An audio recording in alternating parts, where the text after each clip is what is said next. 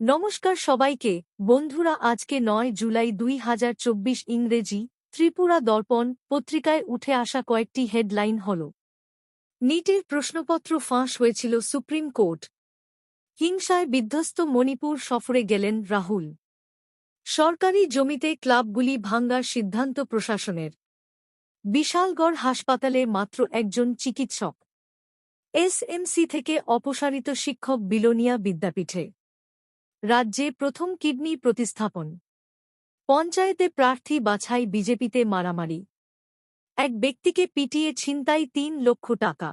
বন্ধুরা, এখন আমরা যে হেডলাইনটির বিস্তারিত আলোচনা দেখব সেটি হল পঞ্চায়েতে প্রার্থী বাছাই, বিজেপিতে মারামারি। এখানে বলা হচ্ছে, পঞ্চায়েত প্রার্থীর নাম নির্ধারণ নিয়ে মণ্ডল নেতা ও সভাপতির মধ্যে ধস্তাধস্তি। মামলা হল লেফুমা থানায়। মণ্ডল নেতার সন্ধানে পুলিশ। রাজ্যের গ্রাম পঞ্চায়েত নির্বাচনকে নজরে রেখে নিজেদের সাংগঠনিক কাজকে গুরুত্ব দিয়ে প্রার্থীর তালিকা তৈরিতে এক প্রকার চরম ব্যস্ততায় শাসক দল বিজেপি।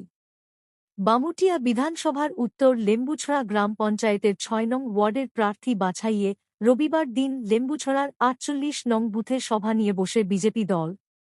এই বুথের দীর্ঘ পুরনো বিজেপি কার্যকর্তা স্বাগতম ঘোষ, যিনি আবার দলের ৩ নং বামুটিয়া মণ্ডল কমিটিতে দায়িত্বপ্রাপ্ত। স্বাগতম ঘোষকে বাদ দিয়ে রবিবার দুপুরে ৩ নং বামুটিয়া মণ্ডল সভাপতি বিজু পালের নেতৃত্বে প্রার্থী বাছাই সভা শুরু হয়। স্বাগতম সেখানে হাজির হলে সভাপতি বিজু পাল তাকে বের হয়ে যেতে বলে। সভা ত্যাগ না করে স্বাগতম সেখানে বসে থাকলে সভাপতি বিজু পাল তার উপর দৈহিক আক্রমণ করে।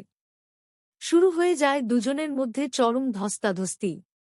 দুজনেই হাতে চেয়ার নিয়ে একে অপরকে প্রহার করার চেষ্টা করলে সভায় থাকা অন্যান্যদের হস্তক্ষেপে পরিস্থিতি নিয়ন্ত্রণে আসে। পরবর্তীতে বিজু পালের তরফে স্থানীয় পুলিশ স্টেশনে জমা পড়ে অভিযোগপত্র। শাসকদলের দলীয় বিশৃঙ্খলা যে বামুটিয়াতে চরম পর্যায়ে, তা এই ঘটনাতে এবার প্রকাশ্যে উঠে আসল। বন্ধুরা, খবর আপাতত এই পর্যন্ত। বাকি থাকা হেডলাইনগুলির বিস্তারিত আলোচনা পরবর্তী ভিডিওতে তুলে ধরা হবে। ধন্যবাদ সবাইকে ভিডিওটি দেখার জন্য।